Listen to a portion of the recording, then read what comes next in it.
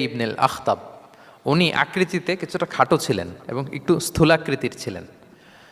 তো এটাকে একটু ইঙ্গিত করে আম্মাজান আয়েশা রাদিয়াল্লাহু তাআলা আনহা একবার একটা শব্দ ব্যবহার করেছেন, মানে শব্দ দিয়ে কৌশলে বুঝিয়েছেন তা আনি কসিরা, মানে আপনার সেই খাটো স্ত্রী সফিয়া।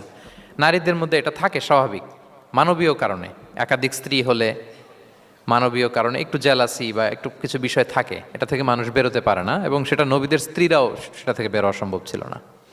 তো কথা বলতে বলতে এমন একটা শব্দ বললেন যেটা দিয়ে সাফিয়া রাদিয়াল্লাহু তাআলা আনহাকে বুঝালেন যে আপনার অমুক স্ত্রী, মানে তিনি আকৃতিতে কিছুটা খাটো এবং কিছুটা স্থূলাকৃতির।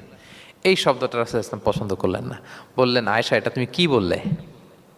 আয়েশা তুমি কি জানো, লাকুত কুলতি কালিমা, তুমি এমন একটা শব্দ বলেছো সফিয়ার ব্যাপারে, লাউ মুজিজাত বিমা ইল বাহরি লা মাজহাজাতহু, এই শব্দটা যদি নীল সাগরে ছেড়ে দেওয়া হয় তাহলে এই শব্দের পঙ্কিলতার কারণে নীল সাগরের পানি মুহূর্তেই কালো হয়ে যাবে।